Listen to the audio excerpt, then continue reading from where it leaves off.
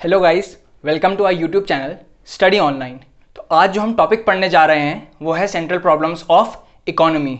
अब इस टॉपिक को पढ़ने से पहले जो हमने पिछले वीडियो में एक टॉपिक पढ़ा था स्केर्सिटी का, एक बार हम उसको फिर से देखेंगे और ये जानेंगे कि कैसे स्केर्सिटी की वजह से ये प्रॉब्लम्स डेवलप होती हैं। तो चलिए आइए देखते हैं। हमने पिछली वीडियो में ये पढ़ा था कि स्केर्सिटी क्या होती है।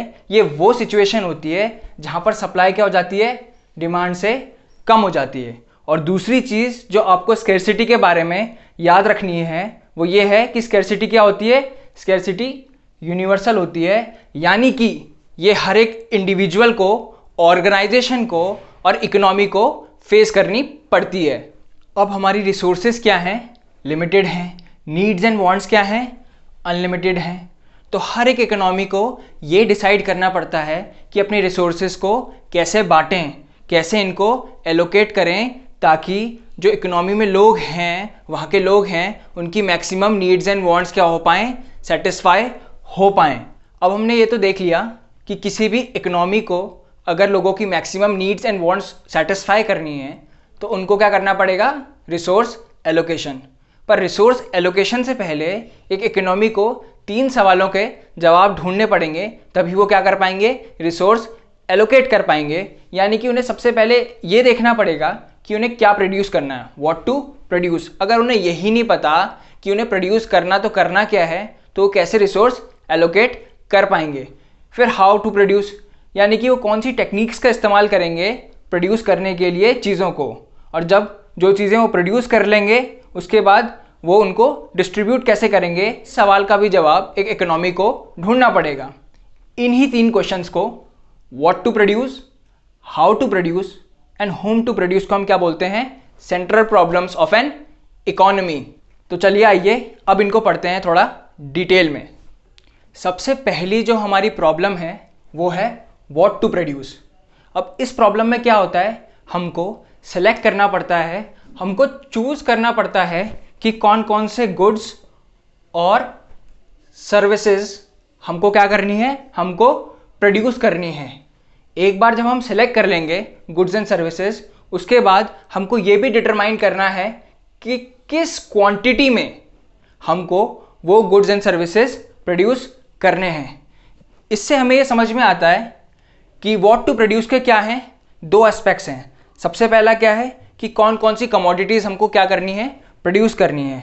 क्या हमें कंज्यूमर गुड्स प्रोड्यूस करने हैं जैसे कि rice, wheat, food, cloth, butter, या कैपिटल गुड्स जैसे कि मशीनरी और इक्विपमेंट, या फिर हमें दोनों प्रोड्यूस करने हैं, कंज्यूमर गुड्स और कैपिटल गुड्स। जब हम एक बार ये डिसाइड कर लेंगे कि हमें कंज्यूमर गुड्स प्रोड्यूस करने हैं या कैपिटल गुड्स प्रोड्यूस करने हैं या फिर दोनों प्रोड्यूस करने हैं, तो उसके बाद हमें क्या करना पड़ेगा, हमें ये डिटरमाइन करना पड़ेगा कि किस क्वांटिटी में हमको वो प्रोड्यूस करने हैं। अब जो दूसरी हमारी प्रॉब्लम है वो है हाउ टू प्रोड्यूस।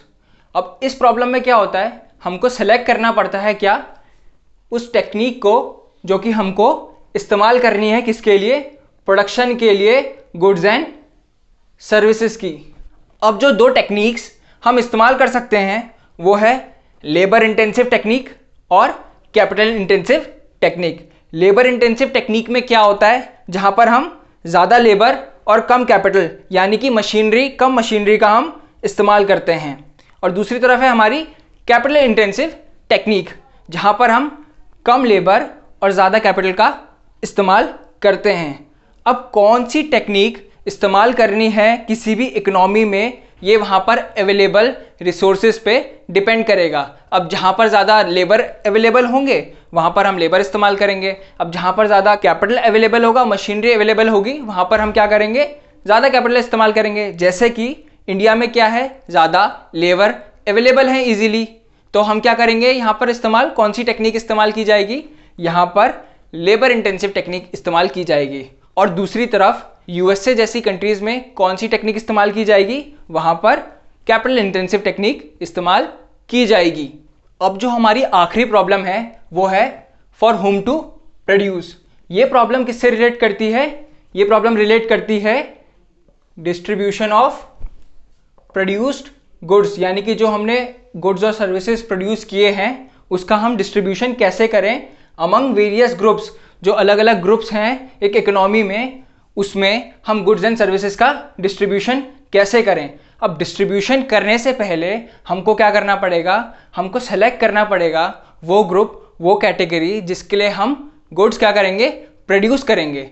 सबसे पहले हमें ये देखना पड़ेगा कि क्या हम हायर इनकम ग्रुप वालों में अपने गुड्स एंड सर्विसेज डिस्ट्रीब्यूट करेंगे, मिडिल इनकम ग्रुप वालों में अपने गुड्स एंड सर्विसेज डिस्ट्रीब्यूट करेंगे, या लो इनकम ग्रुप वालों में अपने गुड्स एंड सर्विसेज डिस्ट्रीब्यूट करेंगे।